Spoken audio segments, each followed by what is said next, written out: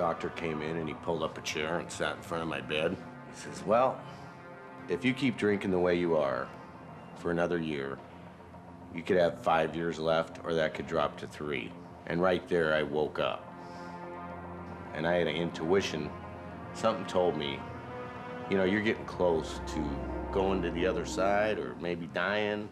Keep your motor running, flying out on the highway, looking for adventure, and whatever comes our way, like a true nature's child, for we were born to be wild, we can climb so high, I'll never wanna die, born to be wild, born to be wild. Welcome to Daytona Beach. Well, we're back here at beautiful Daytona Beach for another bike week. Let's the beach. Well, every bike week I've been to has been totally crazy, and what we can expect to see here, I have no idea.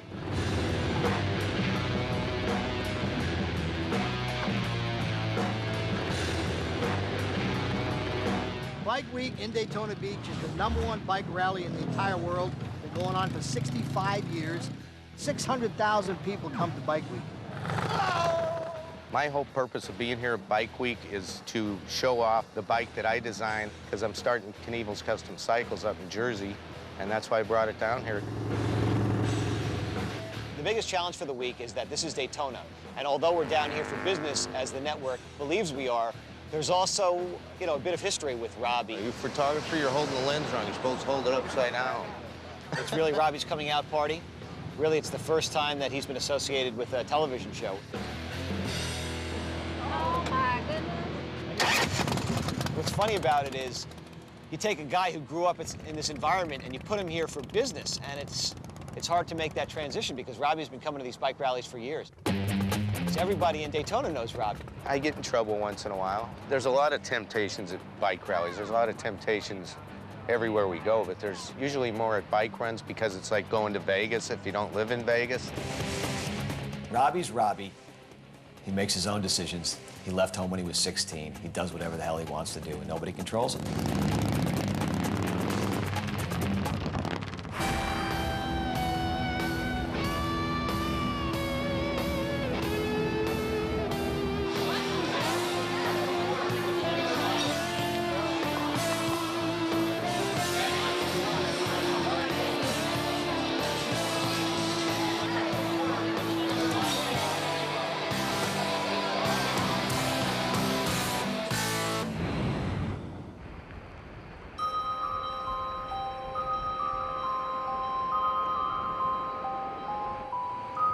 Robbie, along with a few of the crew members, cut a deal with a timeshare and vacation property to get a bunch of rooms, thousands and thousands of dollars in rooms.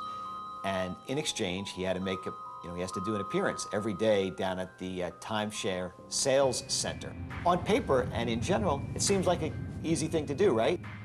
You know, last night I saw them. They were all down in the bar, having fun, sitting on the bar stool, drinking up. And now today, first thing, they don't show up.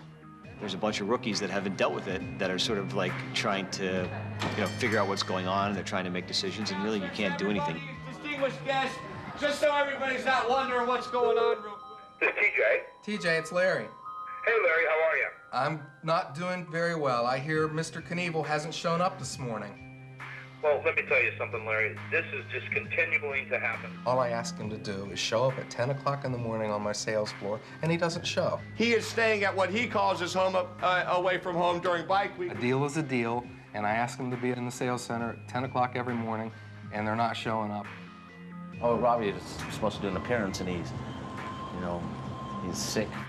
Mr. Knievel is not delivering, and it's very, very frustrating, and we don't know what to do about it. Right now, currently, we're coming into bike week, and we have Mr. Robbie Knievel, who is Evil Knievel's son. Well, the deal's actually pretty simple. We comped a considerable amount of money in rooms to the cause for his show. if I were to give a rough estimate of the amount of money that the rooms are being comped with, I would say in the neighborhood of $25,000. Mr. Knievel just doesn't seem to have the time for us. I don't know what's going on. Okay, let me be perfectly clear. Mr. Knievel gets down there on the sales center right now, and he shows up every morning at 10 a.m. or he's on the curb. Am I clear? I've got you. I promise it'll never happen again, Mr. Catelli. So the problem I have is if the man doesn't start showing up at 10 o'clock in the morning every morning, I'm going to toss all 15 rooms to the curb. We have an arrangement here at this hotel. If he doesn't comply, Oh, yeah. we're all leaving now. Oh, what, he's got to do like appearances We're and gonna stuff? kick out. What's that? We're getting kicked out. Why? Because he's not doing it. He's supposed to do a couple things, so I don't know what he told the guy. So I gotta run up and see what's going on.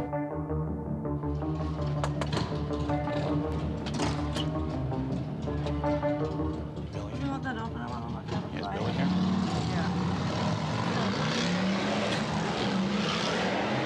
I just want to say hi. How you doing, man? What's up, dude? He's hungover. I mean, he's killing me. Robbie did not do a radio deal this morning. One of the guys from the motel called up and said, well, Robbie's supposed to be here for a personal appearance. Where's he at? And so we went and got the grizzly bear out of bed and said, hey, Haggerty, we need some help here, buddy. I just talked to him. He says, if they want to go up there and see how sick he is, that's fine, too. But anyway, hey, I got Haggerty. He's coming down right now, and we'll be there in 5 minutes. Will that work? Well, he doesn't show up. I say throw him out of the building, so they send over Grizzled Adams. And I'm telling you, that didn't make me happy. I don't know if you guys will recognize this gentleman. Some of you might.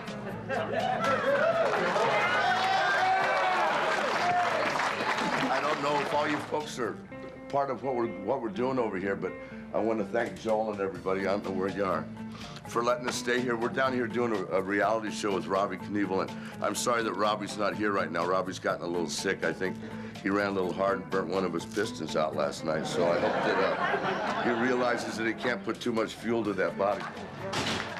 What room am I in?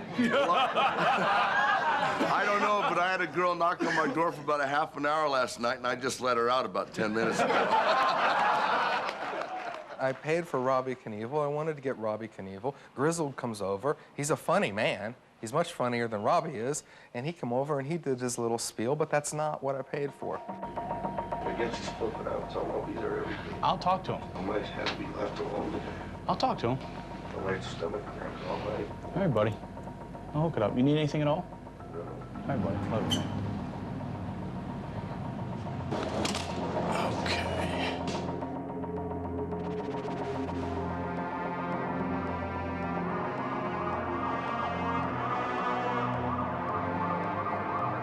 After Robbie being in his room all day, we ended up having to take him to the hospital because he was in severe pain. And it turned out, the problem was a serious problem. What happened was I got a call from Brian Gates and said, Robbie's in the hospital. I said, what do you mean he's in the hospital? Robbie Knievel came in late. He had some complaints of some abdominal pain, diffuse all over the stomach, been there all day, and it had really been a different situation than stomach pain in the past. And he was stating that he'd never had this kind of pain before in his life. Most of his pain actually went through from his stomach to his back, which is common with pancreatitis. And one of the most common causes of pancreatitis is drinking of alcoholic beverages over a long period of time. When I brought Robbie to the hospital and he was in the emergency room, I had noticed my phone was ringing and it was Evil. And I was sitting in with Robbie and I said, this is your dad's call. And I said, I think it's only right that I tell him that he's in the hospital. And Robbie said, yeah, that's fine. So Evil and I had quite a conversation about it. And he said, call me as soon as you hear more. And so after Robbie got out of CAT scan, I called him again and we discussed it. And he says, he goes, well, I'll just give him a hug and tell him I love him. The results of the CAT scan showed that he had obviously some changes in part of the pancreas, which was consistent with some chronic pancreatitis.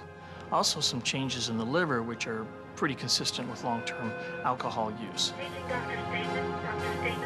When he came out, he pretty much told him that, it's time to quit drinking. That, alcohol is something that kills you, and if he keeps doing what he's doing, that's probably going to be the outcome.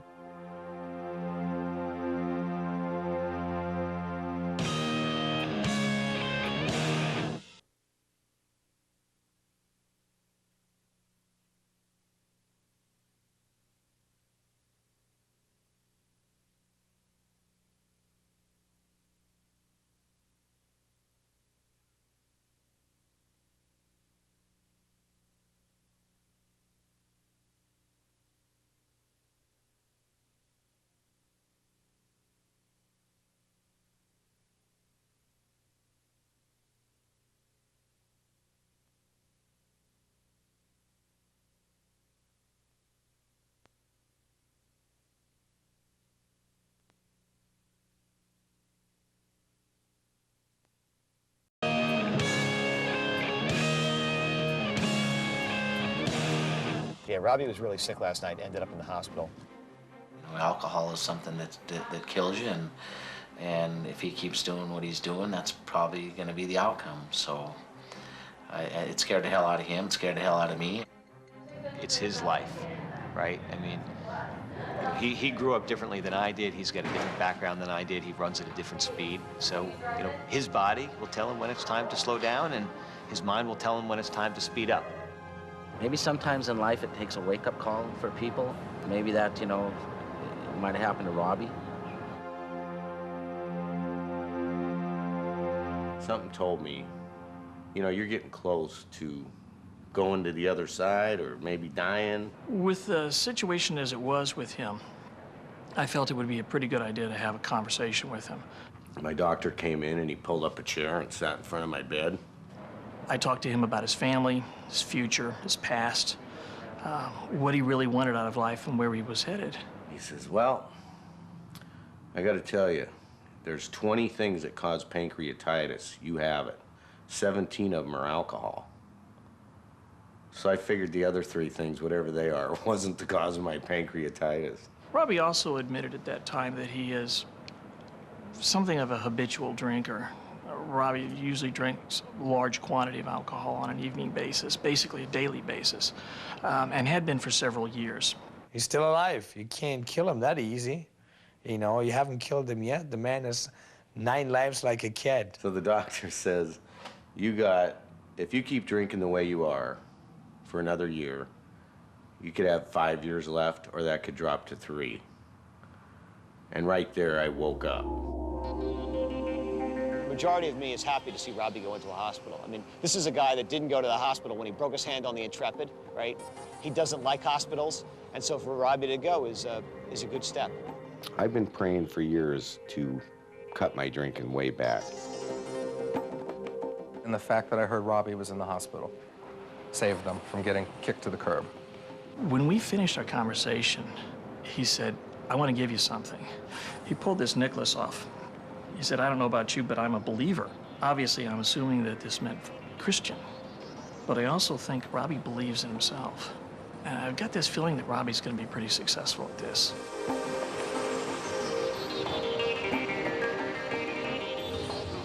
Why are you so nervous? I'm not nervous. I'm just worried about you. Why? Because I'm running myself down? Thank God that he's going to be all right. Got out of hospital about 1 o'clock, so he's been laying in his room now, just kind of taking it easy. So we'll see how he feels when he gets up. Hey, I'm Stacy from A&E, and we're at Bike Week in Daytona Beach to premiere the new A&E series, Knievel's Wild Ride. Our schedule for Robbie is to